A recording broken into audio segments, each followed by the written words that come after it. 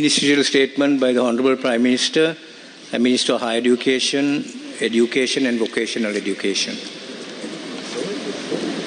Honorable Deputy Speaker, I thank you for giving me this time.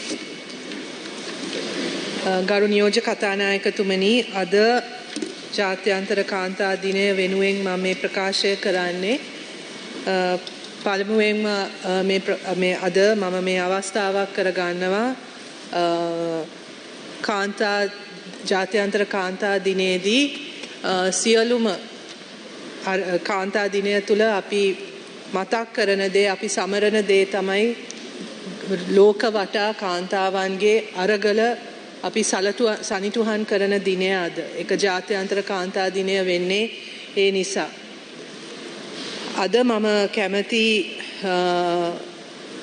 ඒ වෙනුවෙන් විශේෂයෙන්ම ලංකාව තුල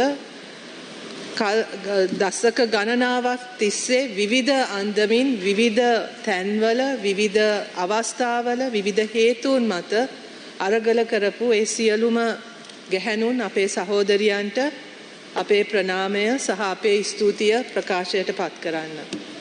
අද දිනය තුල අපි 22ක් අද മന്ത്രിවරියන් හැටියට පාර්ලිමේන්තුවේ ඇවිල්ලා ඉන්නේ ඒ අරගලවල ප්‍රතිඵලයක් හැටියට. ඒ ඉතිහාසය තුල ඒ වෙච්ච අරගල හරහා තමයි අද අපිට මේ තත්ත්වය ලබා ගන්න පුළුවන් වෙලා තියෙන්නේ. ඒක කිසිසේත්ම පහසු පාරක් නොවන බව අපි සියලු දෙනාම හොඳින් දන්න දෙයක්. අපි අද මෙතන ඉන්නේ අපි හිටගෙන ඉන්නේ ඒ විදියට අරගල කළා අපි වෙනුවෙන් පෙනී හිටපු ඒ සහෝදරියන් නිසා. විශේෂයෙන්ම ජාතික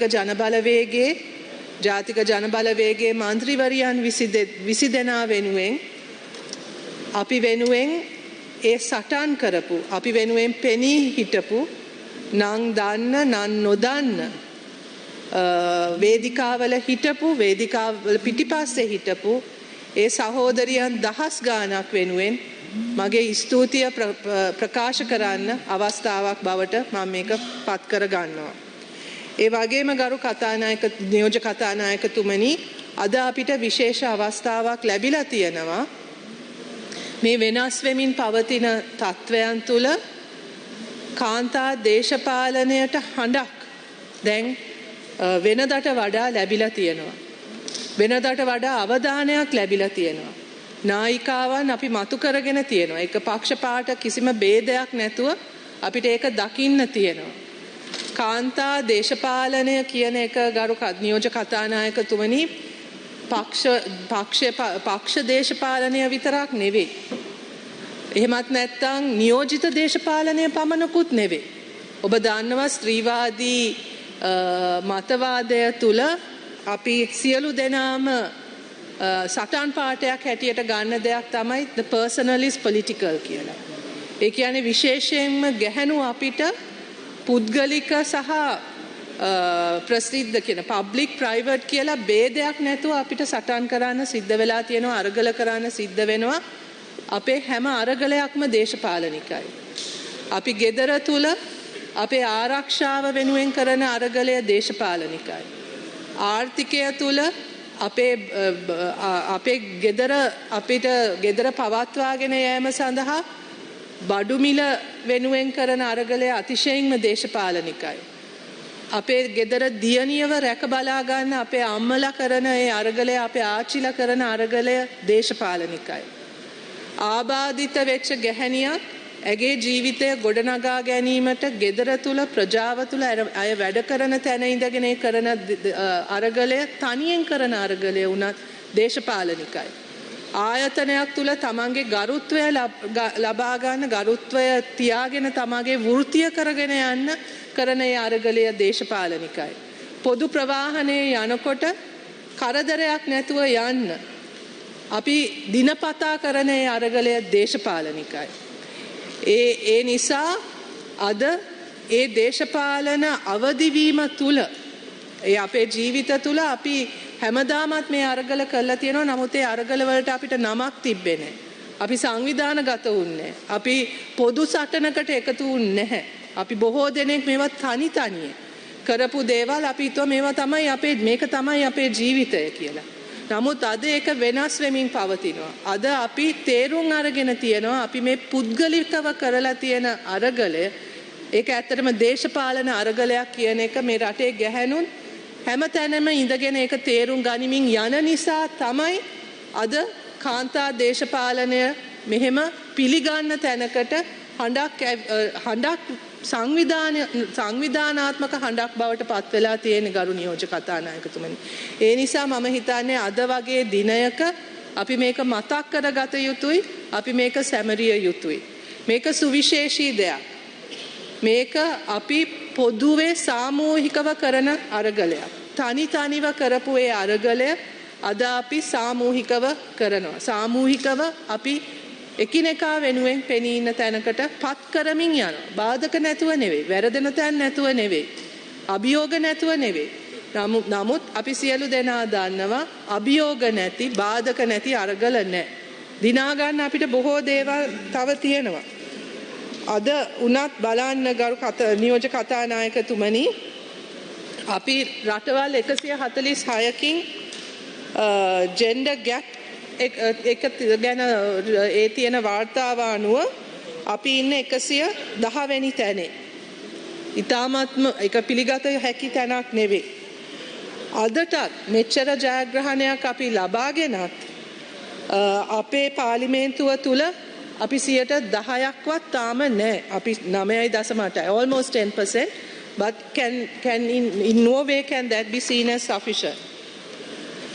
තව කතා මේ වෙලාවේ යන තව විශේෂ සංවාදයක් තමයි ගරු නියෝජ්‍ය කතානායකතුමනි අපේ ශ්‍රම බලකාය තුල කාන්තා සහභාගීත්වය ගැන. මේක කාලයක් තිස්සේ කතා වෙන දෙයක්, කාලයක් තිස්සේ මතු කරන දෙයක්. ලංකාවේ අධ්‍යාපනය සහ වෙනත් ක්ෂේත්‍රවලින් ඉහළින්ම ඉන්න ගැහැණුන් ශ්‍රම බලකාය තුල ඊ타මාත්ම අඩු සහභාගීත්වයක් දක්වනවා කියන එක අද වෙනකොටත්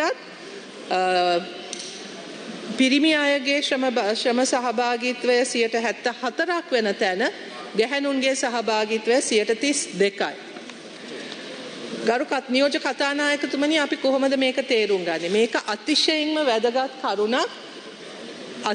වැදගත් කරුණක් සහ මම සතුටු වෙනවා ජාතික ජනබලවේගය හැටියට අපි මේ කාරණය දිගින් දිගට මතු කිරීම පිළිබඳ විතරක් නෙවෙයි අපේ ප්‍රතිපත්ති ප්‍රකාශනවලත් අපේ ප්‍රතිපත්ති අපි ක්‍රියාත්මක කරන තැනත් මේක අපි තේරුම් ගනිමින් යන එක ගැන මම ඉතාමත්ම සතුටු වෙනවා. මෙතනට විශේෂයෙන්ම ජාත්‍යන්තර සංවිධානක් ගණනය කරනකොට ප්‍රතිපත්ති දායකයන් ගණනය කරනකොට මග හැරෙන දෙයක් තියෙනවා. ඒක තමයි වැටුප් රහිත සුරැකුම් වැඩ වලට ගැහැණුන්ගේ සහභාගීත්වය නිසා මේ ශ්‍රම බලකාය තුල ඇය මග ඇරෙන හේතුව ගැන ඇතිතරම් සංවාදයක් පත් වෙලා නැහැ. බොහෝ දුරට ගැහැණුන්ගේ ශ්‍රම බලකාය තුල සහභාගීත්වය අඩුවීමට ආර්ථිකය තුලින්ම තමයි අපි විසඳුම් හොයන්න යන්නේ. නමුත් ආර්ථිකයක් තුල සමාජයක් සංවිධානය වෙලා තියෙන විදිය ආර්ථිකයට බලපානවා.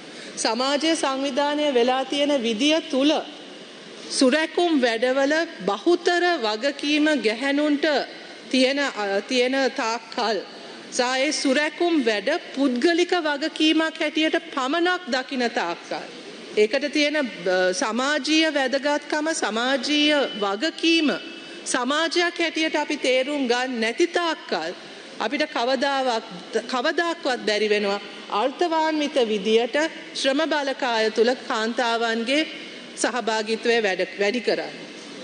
ඒ නිසා ගරු නියෝජ්‍ය කතානායකතුමනි විශේෂයෙන්ම වැටුප් රහිත කරනේ සුරැකුම් වැඩ තවදුරටත් පුද්ගලික වගකීමක් නොව මෙය සමාජමය මෙහෙවරක් අපේ ගැහැණුන් අපේ අම්මලා අපේ නංගිලා අපේ ආච්චිලා කරන්නේ අපේ සහෝදරියන් කරන්නේ සමාජ මෙහෙයමක් මෙහෙයුමක් කියන එක තේරුම් අරගෙන ඒක වෙනුවෙන් සමාජය ප්‍රතිචාරයක් ලැබෙන තාක්කල් අපිට මේ මූලික ගැටලුව විසඳන්න බැරි වෙනවා. ඒ නිසා තමයි අපේ ප්‍රතිපත්ති ප්‍රකාශනය තුලත් අපේ අයවැය තුලත් විශේෂයෙන්ම දිවා සුරැකුම් මධ්‍යස්ථාන වැඩිහිටියන්ගේ සුරැකුම් මධ්‍යස්ථාන පොදු ප්‍රවාහනය සෞඛ්‍ය අධ්‍යාපනය කියන දේවල් දියුණු කළ කිරීමත් මේ අරගලේ කොටසක් බවට පත් වෙලා තියෙන්නේ අන්න ඒ නිසා. මේවා සමාජ ආරක්ෂණ වැඩ ශක්තිමත් වෙන්නේ නැති තාක්කල් සුරැකුම් වැඩ කියන එක අපි සියලු දෙනාගේම වගකීමක්, ඒක ගෙදර ඉන්න අම්මගේ වගකීමක් පමණක් නොව කියන ඒ සමාජ කතිකාව හැදෙන තාක්කල් ඒක හැදෙන්නේ නැති වෙන තාක්කල් අපිට මේ ප්‍රශ්නයට තිරසාර සාධාරණ විසඳුමක් ගේන්න බෑ. ඉතින් ඒ නිසා ගරු නියෝජ්‍ය කතානායකතුමනි මම මේ අවස්ථාව පාවිච්චි කරේ මේක මතු කරන්න. මේක අපිට ජාතික ප්‍රතිපත්තියක් ලෙස හා ජාතික වැදගත්කමකින් අපි මේක බාර ගන්න නිසා මේක කාන්තා දිනය කියන එක හුදෙක් දවසකට සීමා වෙන දෙයක් නෙවෙයි. අපි මෙතන මතු කළ යුත්තේ ඒ සමාජ පරිවර්තනය තුල ගැහැණියගේ ස්ත්‍රී පුරුෂ සමාජභාවය අනන්‍යතාවය තුල ඒ ඇති වෙලා තියෙන අසමානතාවය සහ අසාධාරණය අපි සමාජ දේශපාලන ප්‍රශ්නයක් හැටියට ආර්ථික ප්‍රශ්නයක් හැටියට හරියට හඳුනාගෙන එයට ජාතික තලයේදී මැදිහත් වීම. මම සතුටු වෙනවා ප්‍රතිපත්ති තුලත් අපේ කරන මැදිහත් වීම තුලත් නිරන්තරයෙන් මේක මතු කිරීම පිළිබඳවත් ඒකට ඇහුම්කන් දෙන අපේ සහෝදර මන්ත්‍රීවරුන්ටත් ජනාධිපති ඉඳන්ම ඒකට ඇහුම්කන් දෙන සහෝදර මන්ත්‍රීවරුන්ටත් අයිමති මණ්ඩලයටත් මම ස්තුති කරමින් මම නිහඬ වෙනවා. මේ කාලය ලබා දීම පිළිබඳව බෙහෙවින්ම ස්තුතියි. S News, we reveal everything. Subscribe to our YouTube channel